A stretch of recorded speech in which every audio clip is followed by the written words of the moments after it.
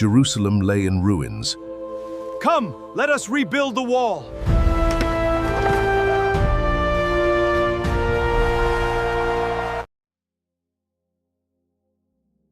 அல்லேலூயா, அல்லேலூயா.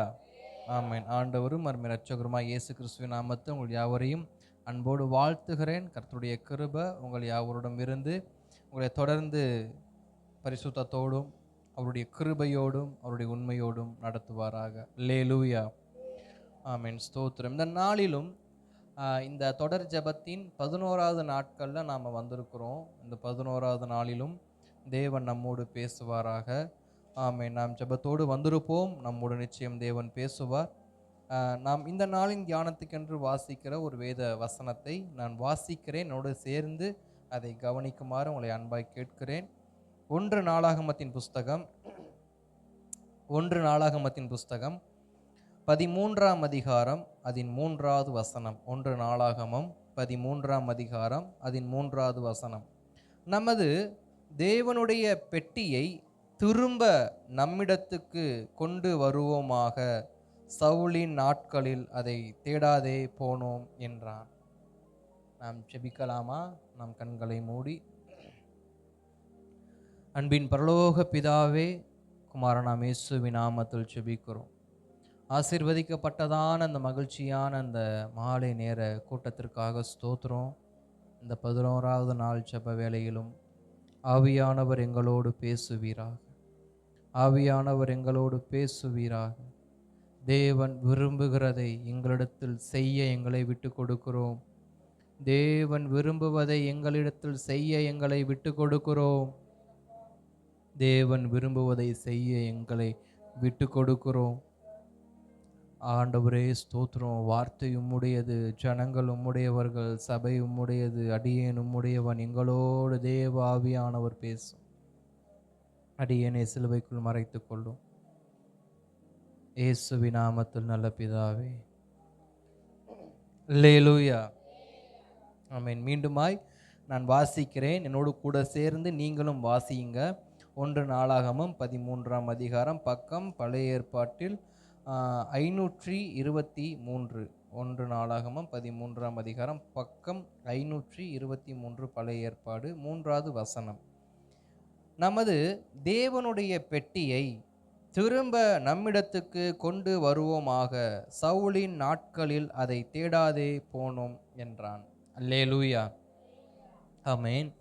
நமக்கு தாவீதை குறித்து நன்றாய் தெரியும். கடந்த ஒரு 4-5 நாட்களாகவே தாவீதை வைத்தே சில சத்தியங்கள் தேவன் நாம் கற்றுக்கொள்வதற்கு, நாம் கட்டப்படுவதற்கு தேவன் நமக்கு பிரயோஜனமாக அநேக காரியங்களை வெளிப்படுத்தினார். இந்த நாளிலும் தாவீதோடு இருந்த ஒரு முக்கியமான ஒரு சத்தியத்தை நாம் தியானிக்க கர்த்தர் உதவி செய்வார். இது நம்ம எல்லோருக்கும் தெரிந்தது தான், தெரிந்த ஒரு சம்பவம் தான்.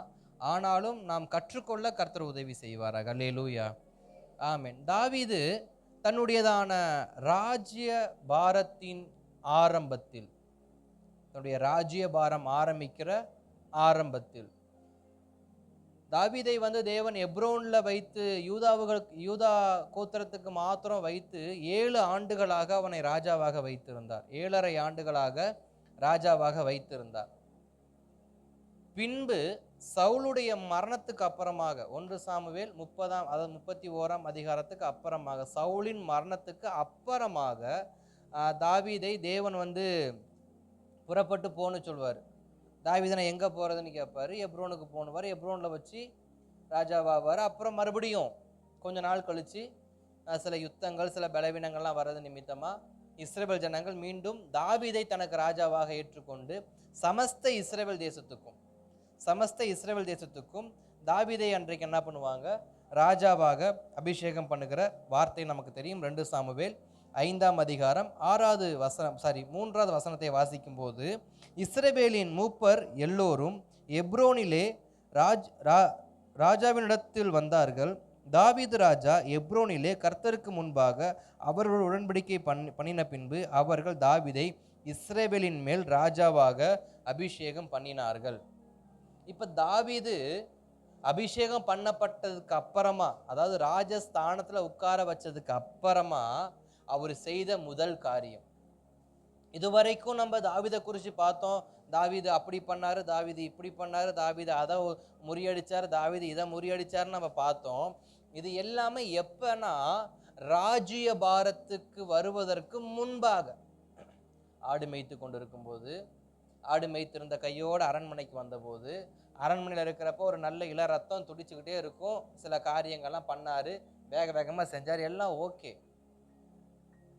இப்போ தாவீதை துரத்துறதுக்கு யாருமே இல்லை. இப்போ இது வரைக்கும் யார் தாவீதை துரத்திட்டு இருந்தா? சவுல் துரத்திட்டு இருந்தார். இப்போ சவுல் துரத்துறதுனால தாவீது நல்லவனானார். அல்லேலூயா. சவுல் துரத்துறதுனால தாவீது யாராயிட்டாரு? நல்லவராயிட்டார். இப்போ நல்லவரான தாவீது ராஜாவாயிட்டார். ராஜாவானதுக்கு அப்புறம் அவர் என்ன செஞ்சார்? இன்றைக்கு நம்முடைய வாழ்க்கையில நாம் தேவ சமூகத்தில் அநேக காரியங்களுக்காக ஜெபிக்கிறது வழக்கம். அல்லேலூயா. அநேக காரியங்களுக்காக ஜெபிக்கிறோம், அநேக காரியங்களுக்கு போராடுகிறோம், அநேக காரியங்களுக்கு கண்ணீர் சிந்துகிறோம், அநேக காரியங்களுக்கு தேவனோடே வாக்குவாதம் பண்ற அளவுக்கு கூட நம்முடைய வாழ்க்கை சில சமயம் போயிருக்கு. என்ன ஆண்டவரே அப்படிங்கிற அளவுக்கு நம்முடைய வாழ்க்கை ரொம்ப இறக்கப்பட்டு போயிருக்கு. இப்ப தாவீதுடைய வாழ்க்கையில தாவீதுக்கு பின்பாக ஒரு மனிதன், சவுல் என்கிற ஒரு மனிதன் துரத்தி கொண்டே இருக்க தாவீது நல்லவனாகவே தெரிந்தார் நம்முடைய கண்களுக்கு. உண்மைதான், தாவீது கெட்டவர் நான் சொல்லவே இல்லை. ஆனா இப்ப துரத்துவதற்கு யாரும் இல்லாத பொழுது தாவீது எப்படிப்பட்டவரா இருக்கிறார்? அல்லேலூயா. நான் ஏற்கனவே ஒரு காரியங்கள் சொன்னேன், அதாவது சொல்லல, ஒரு காரியம் இருக்கு. என்னன்னா, ஒருவரை நல்லவராக்க இன்னொருவர் அந்த இடத்துக்கு என்ன பண்ணணும்? வரணும். இப்போ ஒரு 4 தலைவர்கள் இருக்கிறாங்கன்னு வச்சுக்கோங்க. ஒரு 4 தலைவர்கள் இருக்கிறாங்கன்னா, இப்போ முதல் தலைவர் வந்து ரொம்ப நல்லவரா கெட்டவரான்னு யார் முடிவு பண்ணுவா? அவருக்கு அடுத்ததாக வர தலைவர். அல்லேலூயா. இப்போ 2வது தலைவர் நல்லவரா கெட்டவரான்னு யார் முடிவு பண்ணுவா? அவருக்கு அடுத்த வர தலைவர். ஏன்னா இவரை நல்லவரா கெட்டவராக்குறது யாருடைய கையில் தான் இருக்குது? 2வது வர தலைவர்கிட்ட தான் இருக்குது. இப்போ நான் நல்லா பிரசங்கம் பண்ணுறேன்னா பிரசங்கம் பண்ணலையாங்கிறத வைத்து எப்படி கண்டுபிடிக்கலாம்னா, எனக்கு அடுத்து ஒருத்தர் பிரசங்கம் பண்ண இடத்துக்கு வருவார் பாருங்க, அப்போ தான் நம்ம பாஸ்டர் நல்லா பிரசங்கம் பண்ணுறாரா இல்லை வந்த பாஸ்டர் நல்லா பிரசங்கம் பண்ணுறாரு என்ன பண்ணோம் தெரியும். அதில் இருந்து நான் நல்லவனா கெட்டவனான்னு யார் முடிவு பண்ணுறது? மற்றவங்க. இப்போ அதே தான் தலைவர்களுடைய பார்வையில் முதல் தலைவர் 2வது தலைவர் என்ன பண்ணுறாரு? நல்லவராக கெட்டவராக்குறாருன்றது யார் கையில் தான் இருக்குது? 2வதாக வரவர்கிட்ட. இப்போ தாவீது சவுலை நல்லவராக்குறாரா இல்லை சவுல் தாவீதை நல்லவராக்குறாராங்கிறதான் இங்கே விஷயம். இப்போ இவ்வளவு நாளா அபிஷேகம் பண்ணப்பட்டவனுக்கு விரோதமான கை நீட்ட மாட்டேன், அபிஷேகம் பண்ணப்பட்டவனுக்கு விரோதமான கை நீட்ட மாட்டேன்னு சொன்னது வேற. இப்போ அபிஷேகம் பண்ணப்பட்ட மனிதன் இறந்துட்டார். இப்போ நான் தான் சமஸ்த இஸ்ரவேலுக்கும் ராஜா. அப்போ நான் ராஜாவானதுக்கு அப்புறமா நான் என்ன செய்கிறேன்? நாம் என்றைக்கும் தேவ சமூகத்தில் பெற்றுக்கொண்டதற்கு அப்புறமா என்ன செய்கிறோம் என்பதை தேவன் கருத்தாய் கவனிக்கிறவராக இருக்கிறார். நான் ஒரு காரியத்துக்காக போராடுகிறேன், நான் ஒரு காரியத்துக்காக ஓடுகிறேன், நான் ஒரு காரியத்துக்காக விண்ணப்பம் வைக்கிறேன், ஒரு காரியத்துக்காக உபவாசிக்கிறேன், எல்லாம் ஓகே. அதை பெற்றுக்கொண்டதற்கு அப்புறமாக என்னுடைய செயல்பாடுகள் எப்படிப்பட்டவைகளாக இருக்கு? நான் எதை விரும்புகிறேன், நான் எதை நாடுகிறேன், நான் எதை தேடுகிறேன், நான் யாரிடத்துக்கு போகிறேன், நான் யாரிடத்தில் ஆலோசனை கேட்கிறேன், நான் யாரிடத்தில் ஆலோசனை சொல்லுகிறேன் என்கிற சகலமும் முக்கியம். ஏன்னா இதுவரைக்கும் தாவீதுக்கு யார் தான் முத ஆளா இருந்தது? கர்த்தர் தான் முத ஆளா இருந்தார். விசாரிச்சாலும் அவர்கிட்ட தான் விசாரிப்பாரு, ஆலோசனை கேட்டாலும் அவர்கிட்ட தான் ஆலோசனை கேட்பாரு, போலாமா வேணாமான்னு அவர்கிட்ட தான் கேட்பாரு, எல்லாமே கர்த்தர்கிட்ட கேட்டார். இப்ப தாவீது ராஜாவாயிட்டார். ராஜாவான தாவீது நமக்கு கற்றுக் கொடுக்கிற விஷயம் என்னன்னா, தன்னுடைய அதிகாரத்தை பயன்படுத்தி தேசத்தை எப்படி தேவன் வசமாய் மாற்றலாம் என்று தாவீது என்ன பண்ணாரு? அநேக காரியம் யோசிச்சார். தன் அதிகாரத்தை பயன்படுத்தி தேசத்தை எப்படி தேவன் வசமாக மாற்றலாம். இப்ப தாவீது மூப்பர்களை கூப்பிட்டு பேசுகிறாரு. நம்ம 2 சாமுவேல் 6ஆம் அதிகாரத்திலையும், அதே போல நாளாகமம் புஸ்தகத்துக்கு போனீங்கன்னா 1 நாளாகமம் 13ஆம் அதிகாரமும் நீங்க குறிச்சு வச்சுக்கோங்க. 2 சாமுவேல் 6ஆம் அதிகாரம், 1 நாளாகமம் 13ஆம் அதிகாரம், இந்த 2 அதிகாரங்களும் ஒரே விஷயத்தை நமக்கு மையப்படுத்துது. இப்போ நம்ம நாளாகமத்தை திருப்பி வச்சுக்குவோம். இப்போ தாவீது எல்லா காரியங்களும் ஒழுங்கு செய்யறதுக்கு அப்புறமா, 13ஆம் அதிகாரம் முதல் வசனத்தை நான் வாசிக்கிறேன். தாவீது 1000 பேருக்கு தலைவர் 1000 பேருக்கு தலைவரோடும் 100 பேருக்கு தலைவரோடும் சகல அதிபதிகளோடும் ஆலோசனை பண்ணி. இப்போ தாவீது ஒரு ஆலோசனை பண்றாரு. ஒரு ராஜ்யம் என்றால் அங்க 100க்கு அதிபதி ஒருவரும் 1000ங்களுக்கு அதிபதி ஒருவரும் இருப்பாரு. அப்படிப்பட்ட தலைவர்களை கூப்பிட்டு, இப்போ 1000 பேர்கிட்ட பேசணும்னா அதுக்கு ஒரு ஆள்கிட்ட பேசினா போதும், ஒரு பிரதிநிதி. 100 பேருக்கு பேசணும்னா 100 பேருக்கு ஒருத்தர்கிட்ட பேசினா போதும். இப்படி தலைவர்களை எல்லாம் கூப்பிட்டு ஒரு ஆலோசனை நடத்துறாரு. எப்போ நடத்துறாரு அந்த ஆலோசனை? ராஜ்ய பாரத்தை பெற்றுக்கொண்டதற்கு அப்புறம். ஃபர்ஸ்ட் செய்யல, ராஜ்ய பாரத்தில் ராஜாவா சீட்டில் உட்கார்ந்ததுக்கு அப்புறமா தாவீது செய்கிற விஷயம். இப்போ ஒரு அரசபை கூடுது, சட்டமன்றம் கூடுது. இப்போ சட்டமன்றம் கூடி ஒரு தீர்மானம் ஒழுங்கு செய்யப்படணும். என்ன தீர்மானம்னு இப்போ தாவீது சொல்றாரு, நான் ஒரு தீர்மானம் கொண்டு வரேன், இதுக்கு யார் முன்மொழிகிறீங்க, யார் முன்மொழிகல அப்படிங்கிற விஷயத்தை யார் கொண்டு வர? தாவீது உள்ள கொண்டு வராரு. என்ன முன்மொழிகிறார் தாவீதுனா, இஸ்ரவேல் சபையார் எல்லோரையும் நோக்கி, உங்களுக்கு சம்மதியும் நம்முடைய தேவனாகிய கர்த்தருக்கு சித்தமாய் இருந்தால் இஸ்ரவேலின் தேசங்களில் எல்லாம் இருக்கிற நம்முடைய மற்ற சகோதரரும் அவர்களோடே தங்கள் வெளி நிலங்களில் இருக்கிற ஆசாரியரும் லேவியரும் நம்மோடு கூடும்படிக்கு நாம் சீக்கிரமாய் அவர்களிடத்திற்கு ஆள் அனுப்பி. இப்ப தாவீது என்ன சொல்றாரு? நம் இஸ்ரவேல் தேசத்தின் சகல ஜனங்களையும் ஆசாரியர்களையும் லேவியர்களையும் கூப்பிடணும். உங்களுக்கு சம்மதியா இருந்தால், அதாவது உங்களுக்கு சம்மதனா நான் இவங்களெல்லாம் கூப்பிட போறேன். இப்போ ஏன்னு விஷயம் இன்னும் வெளிப்படலை, என்ன காரியங்கிறத தாவீதுனா சொல்லலை. ஃபர்ஸ்ட் எல்லாரையும் கூப்பிட்டாரு, ஒரு ஆலோசனை பண்ண வாங்கன்னு கூப்பிட்டாரு, வந்துட்டாங்க. இப்போ ஒரு காரியத்தை முன்மொழிகிறாரு, உங்களுக்கு சம்மதியானால் தேவனுக்கு சித்தமானால் நம்முடைய தேசத்தை சார்ந்த சகல இஸ்ரவேலர்களையும் வெளி மாநிலங்களில் இருக்கிறவங்க வெளி நாடுகளை எல்லாரையும் என்ன பண்ண போறேன்? இப்போ நான் கூப்பிட போறேன். குறிப்பாக ஆசாரியரையும் லேவியரையும் கூப்பிட போறேன்.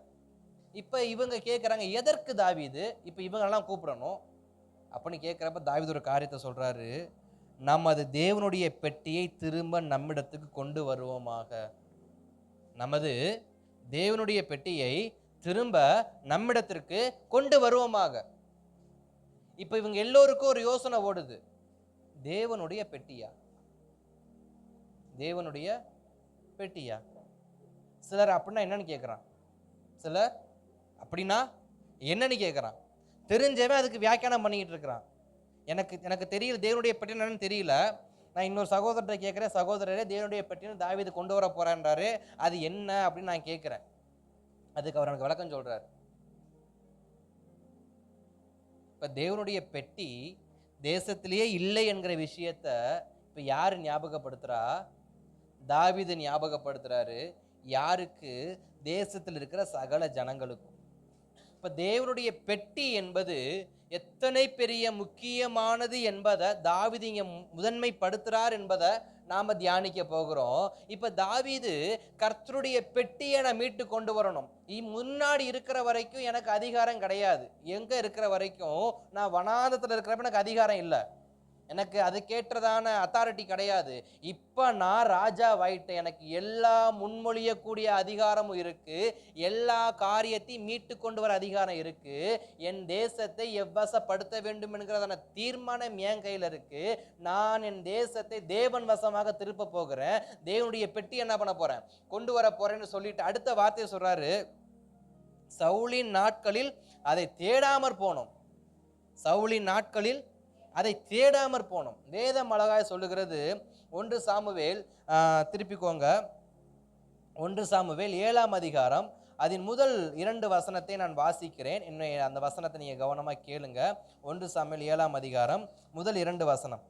அப்படியே கீரியாத்ரீமில் மனுஷர் வந்து கர்த்தருடைய பெட்டியை எடுத்து மேட்டின் மேல் இருக்கிற அபினதாபின் வீட்டிலே கொண்டு வந்து வைத்து கர்த்தருடைய பெட்டியை காக்கும்படி அவன் குமாரனாகிய எலியேசரை பரிசுத்தப்படுத்தினார்கள். பெட்டி கீரியாத்ரீமில் அநேக நாள் தங்கியிருந்தது. 20 வருஷம் அங்கே இருந்தது. இஸ்ரவேல் குடும்பத்தார் எல்லோரும் கர்த்தரை நினைத்து புலம்பிக் கொண்டு இருந்தார்கள். இப்ப கர்த்தருடைய பெட்டி எங்க இருக்கு? 20 வருஷமா இஸ்ரவேல் தேசத்தை விட்டு வெளியில இருக்கு. 20 வருஷமா இஸ்ரவேல் தேசத்தை விட்டு வெளியில இருக்கு. இது யாருடைய காலத்துல போச்சு அப்படின்னா, அப்படியே திருப்புனீங்கன்னா 1 சாமுவேல் 4வது அதிகாரத்துல பார்க்கிறப்ப முதல் 11 வசனம், 1 சாமுவேல் 4ஆம் அதிகாரத்துல 1 முதல் 11 வசனங்கள் பார்க்கிறப்ப, அங்க ஏலியின் பிள்ளைகள் 2 பேர் இருப்பாங்க. ஏலியின் பிள்ளைகள் என்ன பண்ணுவாங்க, யுத்த காலத்துல நம்மளால யுத்தத்தை ஜெயிக்க முடியலன்னு சொல்லி உடனே கர்த்தருடைய பெட்டி என்ன பண்ணுவோம், கொண்டு வந்து நம்ம யுத்தத்தில் என்ன பண்ணலாம், ஜெயிக்கலாம் அப்படின்னு சொல்லுவாங்க. அந்த வசனத்தை நம்ம பார்க்கிறோம். பெலிஸ்தியர் இஸ்ரவேலுக்கு விரோதமாய் அணிவகுத்து நின்றார்கள். யுத்தம் அதிகரித்து இஸ்ரவேலர் பெலிஸ்தியருக்கு முன்பாக முறிய அடிக்கப்பட்டார்கள். அவர்கள் சேனையில் போர்க்களத்தில் ஏறக்குறைய 4000 பேர் வெட்டுண்டு போனார்கள். இதுவரைக்கும் இஸ்ரவேல் தேசத்துல யுத்தம் பண்ணா அவர்கள் தோத்ததா சரித்திரம் இல்லை. ஆனா இப்ப அவங்க தோத்துக்கிட்டு இருக்கிறாங்க. இப்ப தோத்துக்கிட்டு இருக்கிற காலத்துல அங்க ஒருவன் சொல்லுகிறான் 3வது வசனத்துல, ஜனங்கள் திரும்ப பாளையத்துக்கு வந்து இஸ்ரவேலின் மூப்பரானவர்கள், இன்று கர்த்தர் பெலிஸ்தருக்கு முன்பாக நம்மை முறிய அடித்ததென்ன, சீலோவில் இருக்கிற கர்த்தர் உடன்படிக்கை பெட்டியை கொண்டு வருவோம்.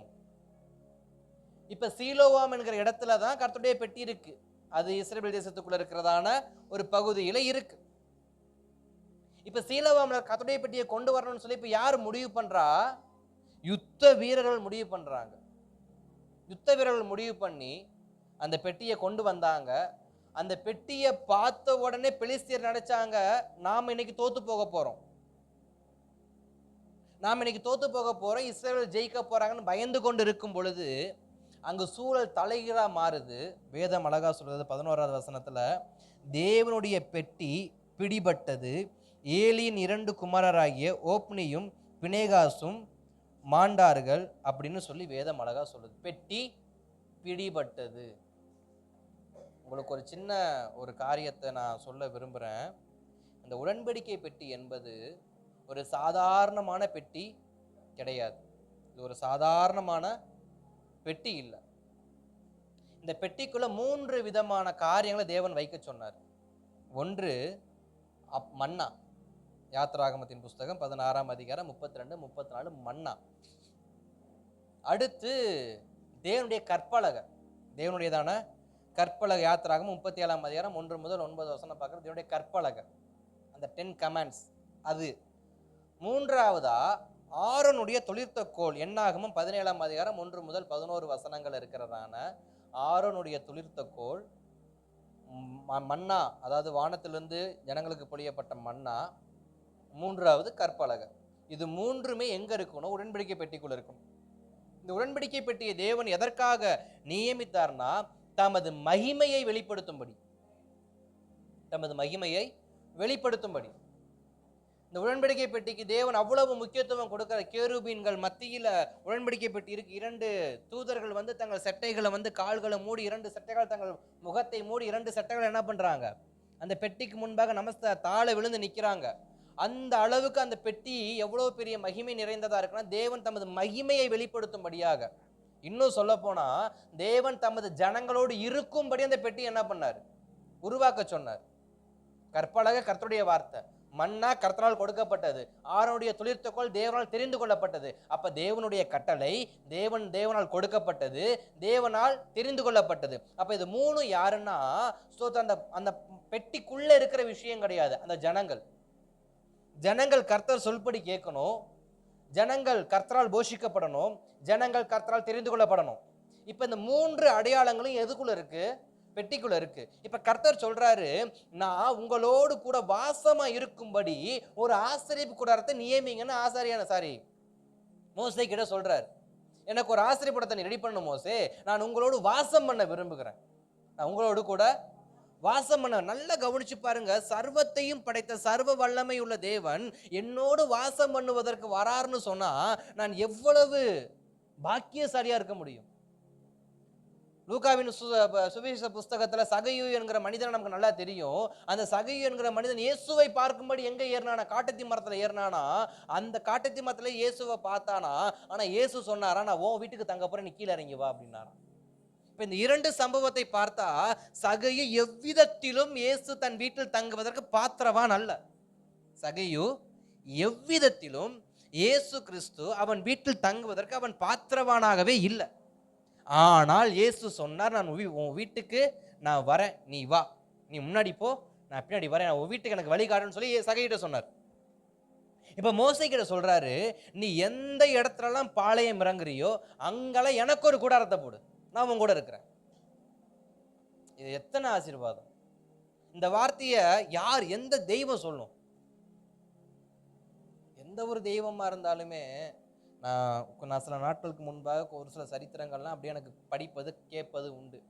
இப்படி நம்ம இன்றைக்கு நம்முடைய தமிழகத்தில் ஆராதிக்கிறதான அநேக கடவுள்களை எல்லாம் பார்த்தா எங்கேயோ இருந்து வந்தவர்களாக தான் என்ன பண்றாங்க, இருக்கிறாங்க. அவங்க சொல்லுவாங்க, எனக்கு இங்க ஒரு கோயிலை கட்டி, எனக்கு இங்க ஒரு பலி செலுத்தி, எனக்கு இங்க ஒரு பூசையை போடு, எனக்கு இந்த வருஷம் இந்த பௌர்ணமியில, இந்த சித்திரையில, இந்த ஆடி ஏதாவது ஒண்ணு ஒரு காரியம் என்ன பண்ணும் சொல்லுவாங்க. ஆனா எந்த தெய்வமாவது நீ இருக்கிற இடத்துக்கு நான் வரேன், உன் கூட நீ வச்சுக்கன்னு சொல்லுமா? எந்த ஒரு தெய்வமா இருந்தாலும் எனக்கு ஒரு இடத்த வை, எனக்கு இதை கொடு, எனக்கு அதை கொடு, எனக்கு இதை வை, எனக்கு இதைத்தான் கேட்பாங்க. ஆனா சர்வத்தையும் படைத்த சர்வ வல்லமை உள்ள தேவன் சகைகிட்ட சொல்ற வார்த்தை, நான் உன் வீட்டுக்கு வரேன், உன் வீட்டுக்கு போனா பின்னாடியே வரேன். நீ என் கிட்ட வான்னு சொல்லல, நான் உன் கிட்ட வரேன்னு சொன்னார்.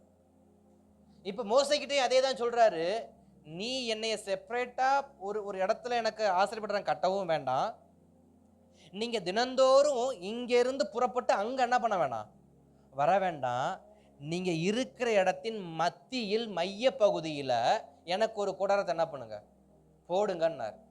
போட்டுட்டு அதுல ஸ்தலம், பரிசுத்த ஸ்தலம், மகா பரிசுத்த ஸ்தலம் என்று 3 காரியங்களை உருவாக்கு. அதுல மகா பரிசுத்த ஸ்தலத்தோட என்ன பண்ண, என் பெட்டியை கொண்டு போய் வை. அது நான் உங்களோட இருக்கிறதுக்கான அடையாளம், அது என் மகிமை, அது என்னோட மகிமை, என்னுடைய பிரசனம், எப்படி வேணா எடுத்துக்கலாம், நான் உங்களை நான் கொடுக்கிறேன். இன்றைக்கு தேவன் நமக்கு எத்தனையோ நேரங்கள்ல நம்மோடு இருந்து நமக்கு அவருடைய பிரசனத்தை, அவருடைய மகிமை, அவருடைய வார்த்தை, அவருடைய தெரிந்து கொள்ளுதலை, அவருடைய கட்டளைகளை நமக்கு கொடுத்திருக்கிறாரு. அந்த கட்டளைகளை எல்லாம் நாம் கீழ்ப்படிந்து நடக்க நடக்க நடக்க தேவன் நம்மோடே கூட இருக்கிறார். தேவன் கொடுத்த வசனம், தேவன் கொடுத்ததான கட்டளைகள், தேவன் கொடுத்ததான அந்த வழிகாட்டுதல், தேவன் காண்பித்த அந்த தெரிந்து கொள்ளுதல் எல்லாமே சும்மா எதற்கோ ஒன்றுக்காக அல்ல. அதை நாம் செயல்படுத்தும் போது அவர் நம்மோடு இருக்கிறார் என்பதை நாம் உறுதிப்படுத்துகிறோம். நாம் அந்த வார்த்தைக்கு கீழ்ப்படியும் பொழுது தேவன், அந்த ஜனம் என்னோடு இருக்கிறார் என்பதை தேவன் என்ன பண்றாரு, உறுதிப்படுத்துறாரு. அப்ப தேவன் ஜனங்களுக்கு உறுதிப்படுத்தும், நான் உன் கூடவே இருக்கிறேன்ங்கிற விஷயத்தை நீ புரிஞ்சுக்கணும், நீ உணர்ந்து கொள்ளணும், அதற்காக இந்த காரியத்தை நீ செய் அப்படின்னாரு. இப்ப இந்த பெட்டியை மோசே செய்ததுக்கு அப்புறமா அந்த பெட்டியை குறித்து நான் இப்ப அப்படி ஒரு பெட்டி என்ன பண்ணாரு, செய்து கொடுத்துட்டார். நீங்க முன்னமே சொன்ன அந்த வசன பகுதியெல்லாம் அந்த யாத்திராகமோ 37ஆம் அதிகாரம், 16ஆம் அதிகாரம், என்னாகமம் 17ஆம் அதிகாரங்கள்ல இந்த காரியமும் அங்க என்ன பண்ணும், இந்த ஒரு பெட்டியை குறிச்சும் நீள அகலம் உயரம்லாம் அங்க என்ன பண்ணும் வரும். இப்ப இந்த பெட்டி எப்படிப்பட்ட மகிமையான காரியங்களை செஞ்சிச்சு அப்படின்னு பார்த்தா, முதலாவது யோசுவாவின் புஸ்தகத்துல 3ஆம் அதிகாரத்தின் 6வது வசனத்துல இருந்து 4ஆம் அதிகாரம் 18வது வசனம் வரைக்கும் பார்க்கிறப்ப அங்க ஒரு சம்பவம் நடக்குது. இஸ்ரவேல் ஜனங்கள் எகிப்தை விட்டு வெளியில வந்துட்டாங்க. அவங்க நியரஸ்ட் எங்க போறாங்கன்னா யோர்தானுக்கு போறாங்க. ஜோர்டான் போயிட்டாங்க. யோர்தான் போன உடனே அவங்க பார்க்கறாங்க, எனக்கு இங்க என்ன கிடைக்கல, வழி கிடைக்கல. இப்ப தேவன் வனாந்தத்துல இருக்கிற வரைக்கும் ஜனங்கள்கிட்ட பேசின ஒரு விஷயம், நான் உன் கூடவே என்ன பண்றேன், இருக்கிறேன். மோசே கிட்ட சொன்ன, நான் உன் கூடவே இருப்பேன் மோசே, நான் உன்னை நடத்திக்கிட்டே இருப்பேன். அதனாலதான் மோசே சொல்லுவாரு, மேகஸ்தம்பம் என் கூடவே இருக்கணும் ஆண்டவரே. சரி, கூடாரம் போடு, நான் உன் கூட என்ன பண்றேன், இருக்கிறேன் அப்படின்னாரு. இப்ப யோர்தான் வந்த உடனே இப்ப மோசே மறிச்சிட்டாரு. 1 யோசுவாவின் புஸ்தகத்துல பாக்குறப்ப மோசே மறைச்சிருப்பாரு, 31ஆம் கடைசி அதிகாரத்துல. இப்ப யோசுவாக்கு தேவன் சொல்ற பார்த்தா, நான் மோசே கூட இருந்தது போல என்ன பண்றேன், உன் கூட இருக்கிறேன் அப்படின்னா, அந்த மகிமை, அந்த உடன்படிக்கை பெட்டி என்கிற அந்த மகிமை எப்படி மோசையோட இருந்துச்சோ அப்படியே போல உன் கூட நான் என்ன பண்றேன், இருக்கிறேன், நான் வழி நடத்துறேன், உன் கூடவே நான் என்ன பண்றேன், இருக்கிறேன் அப்படின்னு சொல்றாரு. இப்ப தேவன் சொல்றாரு, நாங்க யோர்தானை கடக்கிறதுக்கு நாங்க என்ன செய்யறது ஆண்டவரே, நாங்க யோர்தானை கடந்து போக முடியாது, மோசே இருந்தப்பயாவது செங்கோலை உயர்த்தினாரு, செங்கோல் பிளந்துச்சு, நான் எனக்கு என் கையில ஒண்ணுமே கிடையாது, எனக்கு பட்டயம் தான் இருக்கு அப்படின்னு புலம்புறப்ப கர்த்தர் சொல்ற வார்த்தை, கர்த்தருடைய பெட்டியை சுமக்கிற ஆசாரியன் முன்னாடி வர சொல்லு.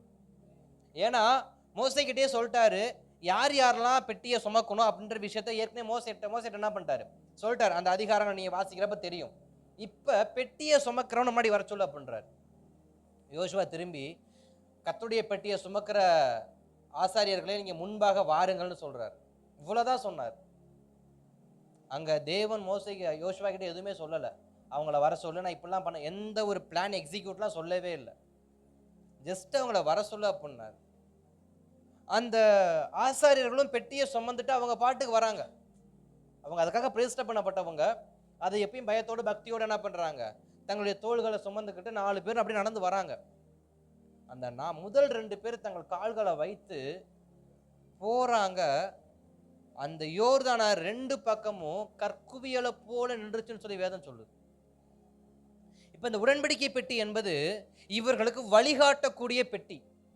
அதாவது வழிகாட்டக்கூடிய பெட்டி என்றால் வழி இல்லாத இடத்தில் வழிகாட்டக்கூடிய பெட்டி. இப்ப யோர்தானை தாண்டினாதான் எங்க போக முடியும், கானானுக்கு போக முடியும். இப்ப யோர்தானை தாண்டணும்னா இந்த யோர்தானை தாண்ட பாதை வேணும். இப்ப யோர்தானை வெள்ளம் புரண்டு ஓடுகிற காலம். வெள்ளம் புரண்டு ஓடுகிற காலத்துல இப்ப யாரு கடந்து போவா? வெள்ளம் புரண்டு போறவ படகு போகாது, கைத்தை பிடிச்சி நடந்து போக முடியாது, நீந்தி போக முடியாது. இப்ப அப்படிப்பட்ட அந்த காலத்துல யோர்தான் பிரவாகித்து வருகிற அந்த நேரத்துல தேவன் சொன்ன ஒரே ஒரு வார்த்தை, என் பெட்டியை மடி கொண்டு வா. அப்படி என்றால் என் பிரசன்னத்தை நீ உள்ள கொண்டு வா, என் மகிமையை நீ வெளியே கொண்டு வா அப்படின்னு சொன்ன உடனே ஆசாரியர்கள் கையை காலை வச்சாங்க, 2ஆ பிளந்துருச்சு. அந்த பெட்டி மறுபடியும் கடந்து வருது. அந்த பெட்டி கடந்து வருது. இப்ப அந்த பெட்டி நேரம் எங்க நிற்குதுன்னா எரிகோக்கு முன்பாக நிற்குது. பாதை இல்லாத இடத்துல பாதையை உண்டாக்கினார். இப்ப எரிகோ வந்துருச்சு. இப்ப எரிகோ வரவும் தேவன் பார்க்கிறாரு. அதே யோசுவா மறுபடியும் சொல்றாரு, ஆண்டவரு இந்த எரிகோவை என்ன பண்ண முடியல, மேற்கொள்ள முடியல. என்ன பண்ண முடியல, மேற்கொள்ள முடியல. ஃபர்ஸ்ட் என்ன சொன்னாங்க, கடக்க முடியல, பாதை இல்லை. இப்ப மேற்கொள்ள முடியல. இப்ப மேற்கொள்ள முடியலன்னு சொன்ன உடனே அதே வார்த்தையை மறுபடியும் சொல்றாரு, ஆசாரியன் முன்னாடி வர சொல்லு, பெட்டி என்ன பண்ணு முன்னாடி வர சொல்லு. எல்லா எக்காலங்களை பின்னாடியும் யூதா முன்னாடி போட்டும் அதற்கு பின்பாக எல்லா கோத்திரத்தையும் வர சொல்லு. 7 நாள் சுத்து, 7ஆவது நாள் 7 முறை சுத்து, எரிகோ விழும் அப்படின்னாரு. யோசுவாவின் புஸ்தகத்துல 6ஆம் அதிகாரத்திலையும் அதை நீங்க பார்க்க முடியும். யோசுவா புஸ்தகம் 6ஆம் அதிகாரம், அதை நீங்க பார்க்க முடியும். இப்ப தேவன் இத்தனை காரியங்களையும் எதை வைத்து செய்தாரு, தமது மகிமையை கொண்டு, பெட்டியை கொண்டல்ல, தமது மகிமையை கொண்டு. ஆனா இந்த ஜனங்களுக்குள்ள என்ன ஒரு அறிவு இருக்கு அப்படின்னா, பெட்டியால தான் என்ன நடக்குது, அற்புதம் நடக்குது. நம்மளுடைய அறிவு எப்படி இருக்கு அப்படிங்கிறத நம்ம கொஞ்சம் யோசிக்கணும். இந்த இடத்துல தேவன் ஜனங்களோடு இருக்கும்படியாக தான் சொன்னாரே தவிர பெட்டியோடு இருக்கிறேன்னு சொல்லல. பெட்டி அடையாளம், பெட்டி என்பது அடையாளம். இந்த ஜனங்கள் நினைக்கிறாங்க பெட்டியை சுமந்து வந்ததுனால தான் யோர்தான் 2ஆ பிளந்துச்சு. ஆமா, நான் கண்ணால பார்த்தேன். பெட்டியை சுமந்து சுத்தி வரப்பதான் எங்களுக்கு என்ன நடந்துச்சு, எரிகோ கோட்டை இடிஞ்சு விழுந்துச்சு, நான் கண்ணால பார்த்தேன். இப்படிப்பட்ட காரியங்கள்லாம் பேச பேச பேச பேசதான் ஏலியின் பிள்ளைகள் நாட்கள்ல அங்க யுத்தம் நடக்கிறப்ப அவங்க என்ன சொல்றாங்க, பெட்டியை கொண்டு வா, பெட்டி நம்மளை காப்பாற்றும். அல்லேலூயா. இப்ப நம்பிக்கை எப்படி மாறுது, பெட்டியை கொண்டு வா, பெட்டி நம்மளை காப்பாற்றும். இப்ப பெட்டி பிடிபட்ட காரணம் புரிஞ்சிருக்கும்னு நினைக்கிறேன். தேவன் தன்னுடைய பெட்டியை ஏன் இன்னொரு, அதாவது தேவனுடைய சமூகத்துல வாசம் பண்ணுகிற ஊசா தொட்டான், தேவ கோபம் அவன் அடிச்சுட்டு அவன் செத்துட்டான். ஆனா பெலிஸ்தியர தேவன் என்ன பண்ணல, கொல்லல. ஏன்? அப்ப அந்த பெட்டி மகிமை இல்லாம இருந்துச்சா? இல்ல. என் ஜனங்கள் என் மகிமையை உணரலன்னு சொல்லி அடிச்சார். என் ஜனங்கள் என் மகிமையை உணரலன்னு சொல்லி பெலிஸ்தியரோடு போனார். என் ஜனங்கள் என்னை தேடி வர வரைக்கும் நான் வரமாட்டேன்னு வைராக்கியமா இருந்தார். அப்ப பெட்டி பிடிபட்டு போக காரணம் என்ன அப்படின்னா, இந்த ஜனங்கள் நினைச்ச விஷயம் என்னன்னா, தேவனை முக்கியத்துவப்படுத்தல, தேவ பிரசன்னத்தை விரும்பல, தேவ மகிமையை விரும்பல. அவங்களுக்கு தேவையெல்லாம் வெற்றி. வெற்றியை கொடுக்கிற பொருள் எது? அது உடன்படிக்கை பெட்டி. இன்றைக்கும் நம்மள அநேகர் எத்தனை பேர் பைபிளை தலைமாட்டில் வச்சு தூங்குற பழக்கம் இருக்குன்னு தெரியல. எதுக்கு தலைமாட்டில் வச்சு படுத்து தூங்குறாங்க? பாதி பேர் பேய் கனவு வரக்கூடாது. எதுக்கு வரக்கூடாது? பேய் கனவு வரக்கூடாது. நடு ராத்திரில புள்ள தூங்காம இருந்தா பைபிளை கொண்டு வந்து பக்கத்துல வச்சா புள்ளைக்கு எல்லாம் என்ன வராது? பேய் பிடிக்காது, பிசாசு பிடிக்காது. இந்த வசனம் பைபிள் எது கொடுக்கப்பட்டுச்சு? இதுல இருக்கிற வசனத்தை தேடி என்ன பண்ணுமா? வாசிக்கணுமா? வாசிக்க கொடுத்த வசனத்தை இப்ப நம்ம எப்படி வாசிக்கிட்டு இருக்கிறோம்? தலைமாட்டில் வச்சு வாசிக்கிட்டு இருக்கிறோம். எதுக்கு? பேய் வரக்கூடாது, பிசாசு வரக்கூடாது, பாம்பு வரக்கூடாது, பள்ளி பூரா வரக்கூடாது அப்படின்னு. இதுக்கா இவ்வளோ பெரிய மகிமை? இந்த மகிமை கொண்டு போய் ஒரு பூரா அடிக்கும், ஒரு பாம்பு அடிக்கும், பிசாசு வரும். அந்த மகிமை எதுக்கு இந்த மகிமை கொடுக்கப்பட்டுச்சு?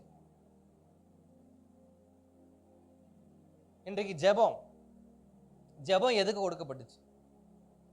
பரலோகத்தில் இருக்கிறது போல பூலோகத்திலையும் செய்யப்பட. அதனால தான் தேவன் எந்த ஜெபத்தை கற்றுக் கொடுத்தாரு? மனுஷனுக்கு மனுஷன் ஜெபிக்கிற ஜெபத்தை கற்றுக் கொடுக்காம பரலோக ஜெபத்தை என்ன பண்ணாரு? கற்றுக் கொடுத்தார். அன்னைக்கு அந்த ஜெபத்தில் நம்ம எதுக்காக ஜெபிக்கிறோம்? ராஜ்யத்துக்காக ஜெபிக்கிறோமா?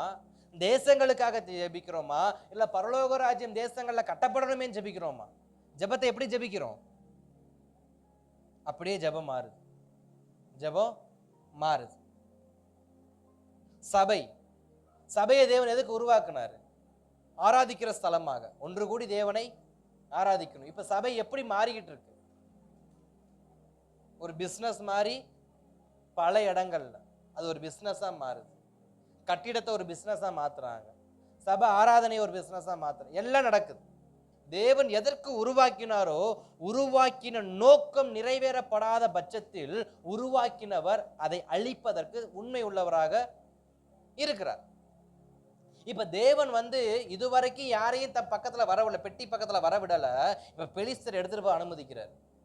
ஆனா பெலிஸ்தியனை கொண்டு போய் சும்மா வரல. பெலிஸ்தியனை 7 மாசம் வியாதியில போட்டு வறுத்தெடுத்துட்டார். அவங்க 7 மாசம் வியாதியில போட்டு அவ்வளவு துணிச்சலா உனக்கு நீ என் பெட்டி எடுத்துட்டு போட. ஏன்னா அங்க வச்சு அடிச்சா பெட்டி எங்கேயே இருந்துரும், இஸ்ரேல் தேசத்திலே தங்கிரும்னு சொல்லி அங்க வச்சு அடிக்க பெலிஸ்திய தேசத்துக்கு கொண்டு போய் வச்சு அடிச்சார். இதை எதுக்கு இப்ப நான் இந்த விஷயத்த நான் சொல்ல வரேன்னா, தேவன் தமது ஜனங்களுக்கு கற்றுக் கொடுத்த காரியம், தாவீது கற்றுக்கொண்ட காரியம். ஜனங்களுக்கு கற்றுக் கொடுத்த காரியம், தாவீது கற்றுக்கொண்ட காரியம். ஜனங்களுக்கு அவர் கற்றுக் கொடுக்கிற காரியம் என்னன்னா, நான் இந்த பெட்டியில் அடைபடுகிற தேவன் அல்ல. நான் ஒன்னும் அலாவுதீன் கிடையாது, தேய்ச்ச உடனே வெளியில வர்றதுக்கு. அல்லேலூயா. இன்றைக்கு அநேக நேரம் ஆண்டவர் தேய்ச்சி பார்த்துட்டு இருக்கோம். ஆண்டவரே வாங்க, ஒரு 3 வரத்தை கொடுத்துட்டு நீங்க போங்க. இன்னைக்கு தேவன் எப்படிதான் பார்க்குறோம்? அலாவுதீன் மாதிரி தேய்ச்சா வரணும், வரத்தை கொடுக்கணும், போயிடணும். நான் சொல்றதை அவர் சொல்றதை நான் கேட்க மாட்டேன், நான் சொல்றதை அவர் கீழ்ப்படியணும். அல்லேலூயா. இப்ப அது மாதிரிதான் பெட்டியை தேய்ச்சி பார்த்தாங்க. பெட்டி என்ன பண்ணல? வேலை செய்யல. இந்த வாட்டி எல்லா முறையும் தேவன் சொல்லி பெட்டி வந்துச்சு, இந்த முறை இவங்களே முடிவெடுக்கிறாங்க. தேவ மகிமைய என் சுயத்தால் நான் மேற்கொள்ள நினைச்சேனா, என் சுயத்தால ஆள நினைச்சேனா, அது தேவன் ஒரு காலமும் விரும்புகிறவர் அல்ல. இது முதல் காரியம். இரண்டாவது, அவர்களுடைய விருப்பம் என்ன? அங்க தேவ பிரசன்னத்தை உணரணும்னு இல்ல, தேவ பிரசன்னத்தை ஒரு சாவியை போல பயன்படுத்துறாங்க. யுத்தத்துல ஜெயிக்கிற ஒரு சாவியை போல, யோர்தானை கடக்கிற ஒரு சாவியை போல, எரிகோவை உடைக்கிற ஒரு சாவியை போல, இன்றைக்கு நம்முடைய ஜெபம் நமக்கு சாவியை போலதான் என்ன பண்ணுது? பயன்படுதே தவிர அது தேவ பிரசன்னத்தை உணர்கிற ஒரு இடம்ங்கிறது நமக்கு என்ன இல்ல. சபை என்பது ஒரு திறவுகோல், வேத வசனம் என்பது திறவுகோல். அந்த திறவுகோல் எதற்கு? வேதத்தில் அழகா சொல்றாரு. பவுலை பார்த்து, சரி பேதுருவை பார்த்து, நீ எதை அவிழ்க்கிறாயோ, நீ பூலோகத்தில் திறக்கப்படுகிறது பரலோகத்தில் திறக்கப்படும் அப்படின்னு சொல்லி சொல்றதுக்கான காரணம் என்ன? நீ எதை இங்கு கட்ட அவிழ்க்கிறாயோ அது கட்ட அவிழ்க்கப்படும், எதை கட்டுகிறாயோ அது கட்டப்படும், நீ எதை திறக்கிறாயோ அது திறக்கப்படும், நீ எதை பூட்டுகிறாயோ அது பூட்டப்படும். அப்படிங்கிற திறவுகோல் அதிகாரத்தை யார்கிட்ட கொடுத்தாரு? பவுல் பேதுருட்ட கொடுத்தாரு. இப்ப நம்ம கிட்டே அந்த மாதிரி அதிகாரம் இருக்கு. நீ போ, உனக்கு முன்பாக நான் வரேன், நீ போ, உன் கூட நான் தங்கி இருக்கிறேன். அந்த திறவுகோலை நம்ம பயத்தோடு பக்தியோடு பயன்படுத்தல, அதை ஒரு கருவியா பயன்படுத்துறோம். அதை ஒரு கருவியா பயன்படுத்துறோம். சில விஷயம் திறக்கப்படலையா, உடனே வசனத்தோட உள்ள போட்டு திருப்பு ஓகே திறந்துருச்சாவா போயிடுவோம். கேட் வால் ஓப்பன் ஆயிடுச்சு, நம்ம பாட்டு என்ன பண்ணுவோம், போவோம். தூக்கம் வரலையா, பைபிள் எடு, தலைமாட்டில் வை, சோத்திரத்தை போடு, திறவுகோல் அப்படி இப்படி திருப்பி தூக்கம் வந்து தூங்கிடுவோம். ஜனங்களுடையதான முழு நோக்கமும் முழு எதிர்பார்ப்பும் தேவன் இந்த பெட்டிக்குள்ள இருக்கிறார். சர்வத்தையும் படைத்தவரை 3க்கு 3 பெட்டிக்குள்ள வைக்க முடியுமா? அடக்க முடியுமா? இல்ல அடங்குற தேவன் தான் அவரா? அடக்கி வைக்கிற தேவன் தான் அவரா? அவர் எதாலையும் அடக்க முடியாது. ஏன்னா சர்வத்தையும் படைத்ததே அவர் தான். இடையில ஒரு காரியம் ஒன்று படிச்சிருந்தேன். ஒரு தெய்வம் கேரளாவிலிருந்து நதியோரம் என்ன பண்ணுது, மிதந்து வருது. எதுல? ஒரு பெட்டியில வச்சு மிதந்து வருது. மிதந்து வரதை ஒரு எடுத்து பார்க்கறான். அதுக்குள்ள ஒரு தெய்வம் என்ன பண்ணுதான், அடைக்கப்பட்டு இருக்கான். பெட்டிக்குள் அடைக்கப்படுகிற தெய்வம் நாம் ஆராதிக்கிற சர்வ வல்லமை உள்ளவர் அல்ல. உலகத்தார் சொல்லுகிறதான அந்த தெய்வ கதைகள்ல இது ஒரு கதை, இது ஒரு சம்பவம். இன்றைக்கும் அப்படிப்பட்ட ஒரு தெய்வத்தின் ஆராதனை நடக்குது, ஒரு விக்கிரக ஆராதனை நடக்குது. அவங்க சொல்றாங்க பெட்டிக்குள்ள அடைக்கப்பட்டிருக்கான். இப்ப அது மாதிரி தெய்வத்தை பெட்டிக்குள்ளே அடைச்சு வைக்க முடியும்? அதை தான் கற்றுக் கொடுக்க விரும்புறாரு. நான் உன் கூட இருக்க விரும்பினே தவிர உன் கூட நான் அடப்பட்டு இருக்க விரும்பல. பெட்டி என்பது என் பிரசனத்துல ஒரு துளி, என் மகிமையோட ஒரு துளி, என்னுடையதான வார்த்தையோட ஒரு துளி. நான் உன் கூட இருக்கிறதுக்காக தான் அதை உருவாக்க சொன்னேன். ஆனா அதை நீ கருவியா பயன்படுத்துவானா அது உன்கிட்ட இருக்குன்னு அவசியம் கிடையாது. நான் பெட்டியை என்ன பண்ணேன், பிலிஸ்தியர்களை ஒப்பு கொடுத்துட்டேன். சுமார் எத்தனை வருஷம்னா, ஏற்கனவே 7 மாசம், வசனம் சொல்லுது 20 வருஷம். தாவீது சொல்றாரு சவுல் காலத்துல தேடாமலே போனோம். சவுல் எத்தனை சாட்சி செஞ்சாரு? 40 வருஷம். அப்ப 40 + 60 + 7 மாசம் போட்டுக்கங்க.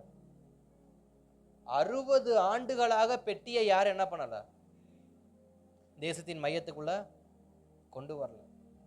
தேவன் அந்த நீங்க யாத்திராகம புஸ்தகங்கள்ல எண்ணாகமத்துல வாசிக்கிறப்பெல்லாம் ஆசரிப்பு கூடாரத்தை மையத்துல போட சொல்லுவார். சுத்திலும் பாளையம் இருக்கணும்.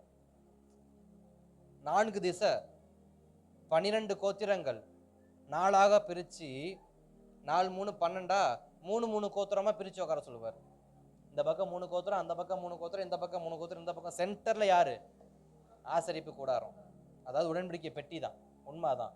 உடன்படிக்கை பெட்டி, அதுக்கு மேல ஆசரிப்பு கூடாரம். அந்த கூடாரத்தின் 4 திசையில தான் யார் இருக்கணும், இந்த 12 கோத்திரத்தார் இருக்கணும். அப்படின்னா என்ன அர்த்தம், தேவன் அவர்கள் மையத்தில் இருக்க விரும்பினார். அவர்கள் என்னைய சுத்தி தான் ஜனங்கள் இருக்கணும். நான் ஜனங்களுக்கு மையத்துல இருப்பேன். இப்ப ஜனங்கள் எங்க இருக்காரு, இப்ப தேசம் எங்க இருக்கு, இப்ப இஸ்ரவேலுடைய மையமா எது மாறுது, எருசலேம் மாறுது. ஆனா தேவன் இன்னும் எங்க இருக்காரு, கீரியாத்திலேயே இருக்காரு. எங்க இருக்காரு, கீரியாத்துல இருக்காரு. எருசலேமுக்குள்ள என்ன பண்ணல, வரல. இப்போ தாவீது அந்த ஸ்தானத்துல உட்காரும் போது அவருக்குள்ள வருகிற ஒரு பாரம் என்ன, தேவ பிரசனம் இந்த தேசத்தை ஆளுகை செய்யணும். சவுல் தவறு செஞ்சிட்டாரு, நானும் தவறு செய்யக்கூடாது. நம் தலைமுறைகள் பெட்டியை மறந்தது என்ன, நம் தலைமுறை தேவ பிரசனத்தை மறந்தது என்ன. இன்றைக்கு நமக்கே தேவ பிரசனம் என்னன்னு சொல்ல தெரியல. தேவ பிரசனத்தை உணருங்கன்றோமே, தேவ பிரசனம் என்ன, தேவ பிரசனம்னா, தேவ மகிமைனா என்ன? ஒரு மகிமையின் மேகம் இடத்த முன்னா அந்த மகிமைனா என்ன? சீனாய் மலையை மேகம் மூடியதுன்னா அந்த மேகம் என்ன? நம்மளால சொல்ல முடியுமா? அந்த மகிமைக்கு என்ன அர்த்தம், அந்த மேகத்துக்கு என்ன அர்த்தம், பிரசனம்னா என்ன?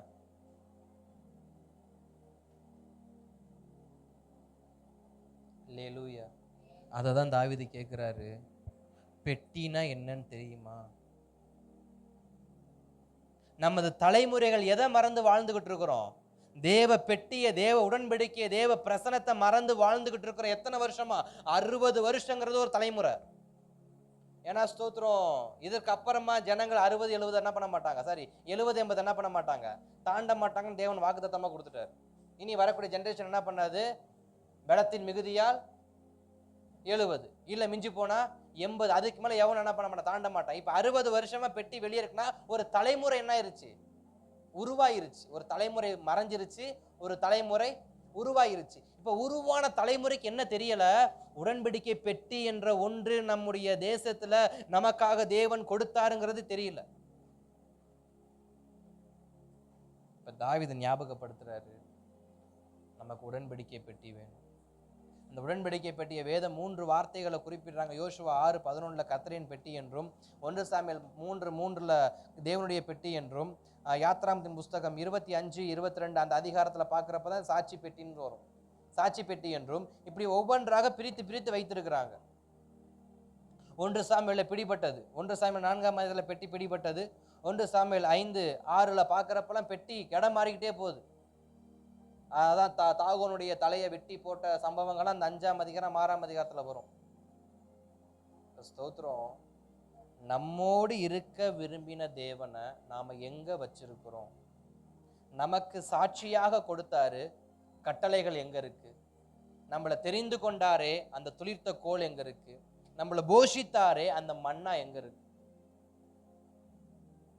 அதெல்லாம் என்ன? அது ஒரு சாட்சி, அது ஒரு அடையாளம். தேவனை எப்படி நடத்தி வந்தார் என்பதற்கான அடையாளம், தேவனை தெரிந்து கொண்டார் என்பதற்கான அடையாளம், என்னை வனாந்தரத்தில் 40 வருஷங்கள் போஷித்தார் என்பதற்கான அடையாளம், அது என் ரட்சிப்பின் அடையாளம். இன்றைக்கு என் ரட்சிப்பின் அடையாளம் எந்த திசையில இருக்குன்னு எனக்கு என்ன பண்ணல, தெரியல. 2 நாளைக்கு முன்னாடி நானும் பாஸ்டர் ஒரு விஷயம் பேசிட்டு இருந்தோம். எப்ப ரட்சிக்கப்பட்டோன்ற விஷயத்த பேசிட்டு இருந்தோம் ஒருத்தர். அப்ப நம்ம எப்ப ரட்சிக்கப்பட்டிருக்கிறோம்? நம்முடைய ரட்சிப்பின் அனுபவம் என்ன? நம்ம ஏன் ரட்சிக்கப்பட்டோம்? எதுக்கு ரட்சிக்கப்பட்டோம்? நோக்கம் யாருக்காவது ஞாபகம் இருக்கா? சரி, நம்ம ரட்சிக்கப்பட்டிருக்கோமா? எதை வச்சு நம்ம ரட்சிக்கப்பட்டிருக்கோம்னு சொல்றோம்? அப்படிங்கிற விஷயங்கள்லாம் நாங்க என்ன பண்ணோம், கொஞ்சம் பேசிட்டு இருந்தோம், உட்காந்து பேசிட்டு இருந்தோம்.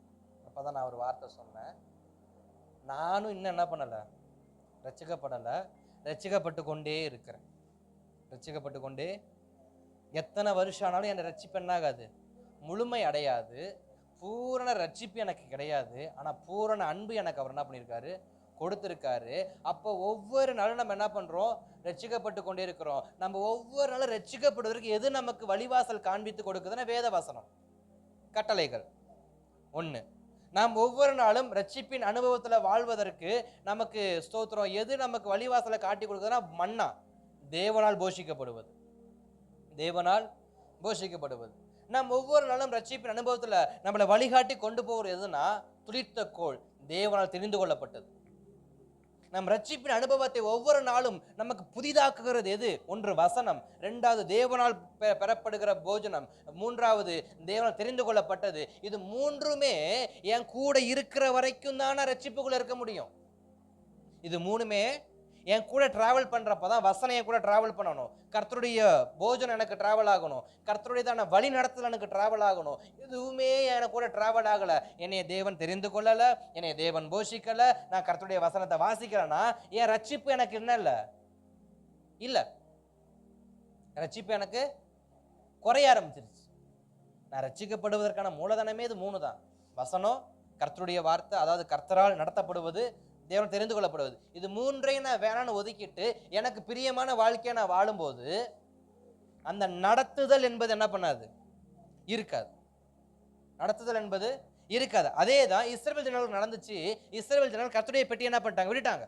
பெட்டியெல்லாம் வேண்டாம், எங்களுக்கு வாழ தெரியும். இப்ப பெட்டி பிடிபட்டுச்சு, பெலிஸ்தர்கிட்ட போயிட்டு யுத்தம் பண்ண தெரிஞ்சவங்களுக்கு பெலிஸ்தர் வந்து பெட்டி என்ன பண்ண தெரியல, கொண்டு வர தெரியல. கீரியாத்துல இருக்கிற பெட்டியை எருசலேமுக்கு கொண்டு வரணும், தலைநகரத்துக்கு கொண்டு வரணுங்கிறது யாருக்கு தெரியல, சவுலுக்கு தெரியல. ஆனா யாருக்கு தெரியுது, ஆட்சி அமைத்த ராஜ்ய பாரத்தில் அமர்ந்த ஒரு சில வாரங்கள் அல்லது ஒரு சில மாதங்களுக்குள்ள தாவீது சட்டசபையை கூப்பிட்டு ஒரு முடிவை வந்து பொன்மொழிகிறாரு. அதன் முடிவு தான் என்ன, பெட்டியை கொண்டு வரணும். இதற்கு முன்பாக நான் தாவீதை பற்றி சில வார்த்தை நான் சொல்லியிருப்பேன். அது ஏன்னு இப்ப நான் கொண்டு வரேன், நாம் தீமையான சூழ்நிலையில சிக்கி கொண்டிருக்கிறப்ப தேவனை தேடுவதை விட நாம் நன்மையான ஸ்தானத்தில் அமர்த்தப்படும் பொழுது இன்னும் அதிகமாய் அவரை தேட வேண்டும். தாவீது அதை தான் செஞ்சாரு. வனாந்திரத்தில் தேவனை தேடியதை விட, வனாந்திரத்தில் தேவனுக்காக செய்த காரியங்களை விட, ராஜாவா அமர்ந்ததுக்கு அப்புறம் அவர் செஞ்ச காரியம் இருக்கு பாருங்க. முதல் காரியமே, பெட்டியை கொண்டு வா மறுபடியும் உள்ள. தேவனுடைய பெட்டி எங்க தேடு போ. ஆசாரனை மறுபடியும் கூட்டு வா. மறுபடியும் ஆசாரனை என்ன பண்ணு, கூட்டிட்டு வா. மறுபடியும் பிரமாணத்தை ஃபாலோ பண்ணு.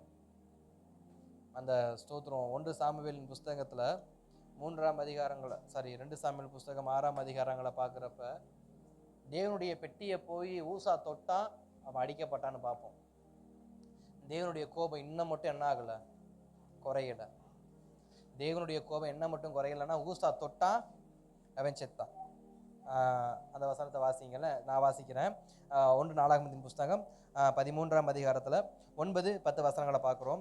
அவர்கள் கீதோனின் களம் மட்டும் வந்தபோது மாடுகள் இடறினபடியினால் ஊசா பெட்டியை பிடிக்க தன் கையை நீட்டினான். அப்பொழுது கர்த்தர் ஊசாவின் மேல் கோபம் மூண்டவராகி அவன் தன் கையை பெட்டிக்கு நீட்டின நிமித்தம் அவனை அவர் அடித்தார்.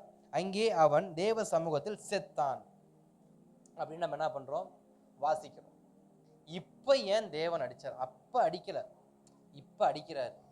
என்ன அர்த்தம்? நீ என்னை தேடி வந்ததெல்லாம் சரிதான், ஆனா இன்னும் என்னுடைய வார்த்தைக்கு என்ன பண்ணல, கீழ்ப்படியல. இன்றைக்கு நாம் தேவனை தேடி போகிறதெல்லாம் சரிதான், ஆனா வார்த்தைக்கு கீழ்ப்படுகிறோமா? வார்த்தைக்கு கீழ்ப்படுகிறோமா? தேவனை தேடி தேவ சமூகத்துல வரோம், தேவ சமூகத்துல உட்காரோம், தேவ சமூகத்துல ஜெபிக்கிறோம், ஜெபத்துல கலந்துக்கிறோம், உபவாசத்துல கலந்துக்கிறோம், எல்லாம் பண்றோம். பட் வார்த்தைக்கு கீழ்ப்படுகிறியா? அவருடைய கேள்வி, வார்த்தைக்கு கீழ்ப்படுவியா? இப்ப தாவீதை இரிட்டேட் பண்றது கர்த்தருடைய நோக்கம் கிடையாது. தாவீதை தேவன் தன் இருதயத்துக்கு ஏற்றவனாக பார்க்கிறாரு. இந்த சத்தியம் நம்ம வர நாட்கள் நம்ம தியானிப்போம். தாவீதை எப்படி பார்க்கிறாரு? என் விருப்பத்தை அவன் செய்வான்னு பார்க்கிறாரு. இப்ப தாவீது செஞ்சதுல கர்த்தருக்கு அவ்வளோ சந்தோஷம். ஏன்னா ஒரு பாவி மனம் திரும்ப பரலோகம் எவ்வளவு சந்தோஷப்படுதான், அவ்வளோ சந்தோஷப்படுதான். இப்ப தமது ஜனங்கள் தம்மை தேடி வந்தார் என்பதை கேட்கிறப்ப கர்த்தருக்கு அவ்வளவு சந்தோஷம். அவ்வளவு சந்தோஷத்தின் மத்தியிலையும் தேவன் ஊசாவை அடிச்சார். தேவனுக்கு அவ்வளவு சந்தோஷம் இருந்தப்ப யார் அடிச்சாரு? ஊசாவை அடிச்சார். ஏன் தெரியுமா? நீ என்னை இவ்வளவு வருஷம் கடந்து தேடி வந்ததெல்லாம் சரிதான், ஆனா இவ்வளவு தூரம் கடந்து வந்து என் வார்த்தைக்கு கீழ்ப்படினுன்ற எண்ணம் உனக்கு வரல பத்தியா? என் வார்த்தைக்கு கீழ்ப்படினுன்ற எண்ணம் என்ன உனக்கு வரல பத்தியா? அதான் தாவீது கற்றுக்கொண்டது. ஜனங்களுக்கு கற்றுக் கொடுத்தது தாவீது கற்றுக்கொண்டது. ஜனங்களுக்கு கற்றுக் கொடுத்தது தாவீது கற்றுக்கொண்டதுன்னு ஒரு வார்த்தையை நான் சொன்னேன். அப்ப எதை ஜனங்களுக்கு கற்றுக் கொடுக்க விரும்பினார்? நான் பெட்டிக்குள் வாழ்கிற தேவன் அல்ல, என்னை ஒரு பெட்டிக்குள் அடைத்து வைத்து ஒரு கருவியாக ஒரு சாவியாக பயன்படுத்தும். இந்த பெட்டியை நான் உனக்கு உருவாக்க சொல்லல, என் பிரசனத்தை உனக்கு காண்பிக்கணும் தான் நான் உருவாக்க சொன்னேன். ஆனா நீ அதை எப்படி பயன்படுத்த ஆரம்பிச்சிட்ட? காலப்போக்கில் மாற்ற ஆரம்பிச்சிட்ட.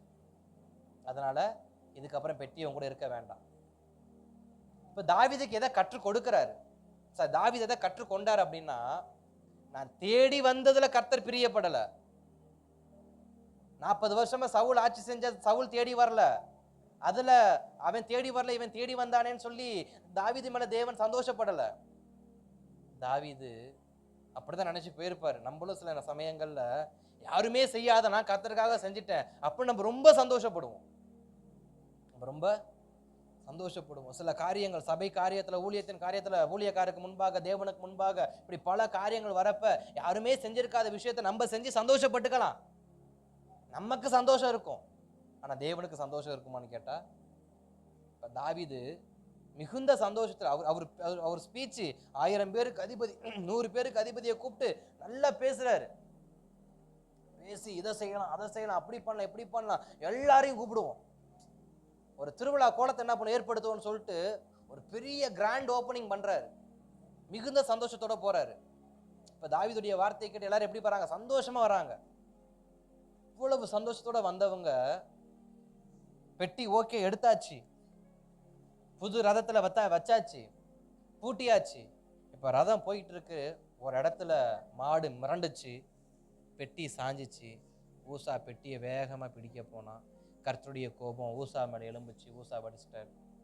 இப்போ தாவீது இந்த சம்பவத்தை பார்த்து மிரண்டுட்டான், பயந்துட்டார். பயந்து யோசிக்கிறார், நான் இன்னும் என்ன தவறு செஞ்சிருக்கேன், நான் தேடி வந்ததெல்லாம் சரிதான், ஆனால் இன்னும் ஏதோ தவறு செஞ்சிருக்கேங்கிறப்ப தான் அவருக்கு உடன்படிக்கையின் நாட்கள் ஞாபகம் வருது. தேவன் ஒரு உடன்படிக்கையை வச்சாரு, பெட்டியை எப்படி சுமக்கணும்னு சொன்னாரு. அதில் 2 தங்க வளையங்கள் போடப்பட்டிருக்கு. அதில் 2 தண்டு பாய்ச்சப்பட்டு அதை தோளில் தானே சுமக்கணும். மனிதன் நான் தானே சுமக்கணும், மிருகத்தையே நான் சுமக்க சொன்னேன். நான் ஏன் மிருகத்தை வைத்து அதை இழுக்க சொன்னேன்? மிருகத்தை கொண்டு வர்றதுக்கு என் தேவன் என்ன மிருகமா? மிருகத்தை கொண்டு ஊர்வலம் வர என் தேவன் என்ன மிருகமா? அல்லேலூயா. அவர் தம்முடைய சாயலாக யாரை உருவாக்குனாரா? என்ன மனுஷனாகிய என்ன உருவாக்கினா? அப்ப அவர் யாரு? என்ன போல அவர் இருக்கார், அவரை போல நான் இருக்கேன். ஆனா அப்படிப்பட்ட தேவனை நான் யாரை வச்சு கொண்டு வரேன்? மிருகத்தை வச்சு. இன்றைக்கு மிருகத்தை வச்சு தெய்வத்தை கொண்டு வரல எல்லாத்துக்கும் அவ்வளவு பிரியம் போல. யானையை கொண்டு வர்றது, குதிரையை கொண்டு வர்றது, பெரிய பெரிய காளமாடுகளை கொண்டு வர்றது, அதெல்லாம் இன்னைக்கு பெருமை. மிருகத்தை வைத்து தெய்வத்தை கொண்டு வர்றதுல தெய்வத்துக்கு என்னங்க பெருமை இருக்கு? ஆனா நமக்கு அதுல பெருமை. அல்லேலூயா, ஸ்தோத்திரம், கர்த்தர் நல்லவர். இப்ப தாவீதுக்கு ஒரு சத்தியம் புரியுது. மிருகத்தை வைத்து கொண்டு வருகிற அளவுக்கு என் தேவன் ஒன்றும் மிருகம் கிடையாது, அவர் மனிதர். அவர் கொடுத்ததான கட்டளைகள் என்ன, அதை கீழ்ப்படியணும்னு சொல்லிட்டு அங்கிருந்து ஆசிரியங்க சொல்றாரு, எப்பா தயவு செஞ்சு தோல்ல சுமந்து கொண்டு வாங்க. அதை தோல்ல சுமக்கணும், அதை தோல்ல சுமக்கணும். கர்த்தருடைய வேதத்துல இரவும் பகலும் தியானமா இருக்கிற மனுஷன் பாக்கியவான்னு சங்கீதம் 1 சொல்லுது. நாம் அவருடைய வேதத்தை சுமந்தா அவர் நம் குடும்பத்தை சுமப்பார்னு அவர் சொல்றார். அவருடைய பெட்டியை சுமந்த ஆசாரியனுடைய குடும்பங்கள் எல்லாம் தேவன் சுமந்தார். இன்றைக்கு நம் தேவ சமூகத்துக்கு தேடி வந்தது முக்கியம் இல்லை, அவர் வார்த்தைக்கு கீழ்ப்படுகிறோமான்றதுதான் முக்கியம். இன்றைக்கு தாவீதைப்போல நம்மளும் நிறைய தீர்மானம் எடுக்கலாம். ஓகே, நான் இன்னையிலேருந்து இதை செய்ய போறேன், நான் ராஜாவாயிட்டேன், நீ கட்டளை போற என்கிட்ட தான் இருக்கு, நான் செய்யறேன். தாவீதுக்கு இருந்தது ஒரே ஒரு ஆசை, தேசம் தேவன் வசமாய் திரும்பணும். தேசம் தேவன் வசமாய் திரும்பணும். தேசம் தேவன் வசமாய் திரும்புறதுக்கு தேவனுடைய பெட்டி தேசத்துக்குள்ள வரணும். அவ்வளவுதான் அவர் விரும்பினது.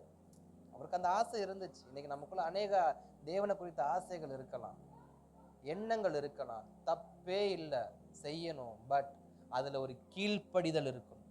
பெருமை அல்ல, கீழ்ப்படிதல். நாம் தேவனுக்கு எவ்வளவு செஞ்சாலும், நாம் தேவனை எவ்வளவு தேடி போனாலும் அதுல என்ன இருக்கணுமா? கீழ்ப்படிதல் இருக்கணுமே தவிர அதுல பெருமை இருக்கக்கூடாது. இன்றைக்கு ஸ்தோத்திரம், நிறைய இடங்களுக்கு நிறைய ஆட்கள் போறாங்க. அதாவது நிறைய ஆலயங்களுக்கு அல்லது விக்கிரக கோயில்களுக்கு அல்லது வழிபாட்டு ஸ்தலங்களுக்கு நிறைய பேர் போறாங்க. போற எல்லாருமே தேவனை தேடி போறாங்களான்னு கேட்டா பாதி பேர் தேவனை தேடி போறாங்க. மீதி பேர் எதற்காக போறாங்கன்னா, அங்க இருந்து ஒரு செல்ஃபி எடுத்து அதை ஃபேஸ்புக்கில், இன்ஸ்டாகிராமில், ட்விட்டரில் எதிலையாவது ஒன்று போஸ்ட் பண்ணி ஹைலைட் பண்ணி, இவர் இந்த கோயிலுக்கு போனார், அவர் அந்த கோயிலுக்கு போனார், அவர் அந்த கோயிலுக்கு போனார், நான் இந்த கோயிலுக்கு போனேன். கோயில் என்பது, வழிபாடு ஸ்தலம் என்பது தேவனை தொழுது கொள்வதற்காக ஏற்படுத்தப்பட்டதை தவிர நான் பிரபலம் அடைவதற்காக அல்ல. இப்ப தேவன் வந்த தாவீது கிட்ட கற்றுக் கொடுத்தது, நீ என்னை தேடி வந்ததெல்லாம் சரி, என் வார்த்தையை அப்படியே கீழ்ப்படிஞ்சு செய். என்ன கீழ்ப்படியணும்? என்னைய சுமந்துட்டு போ. என்னை எப்படி சுமந்துட்டு போகணும்? ஊர்வலமா சுமந்துட்டு போ. ஊர்வலமா சுமந்துட்டு போ. தொடர்ந்து மீதமுள்ள காரியங்களை வருகிற நாட்கள் நம்ம என்ன பண்ணுவோம்? தியானிக்க கர்த்தர் நமக்கு உதவி செய்வார். தேவன் தாவீதுக்கு கற்றுக் கொடுத்தது என்ன? என்னைய தேடி வந்தது முக்கியம் இல்ல, என் வார்த்தைக்கு கீழ்ப்படுகிறியா?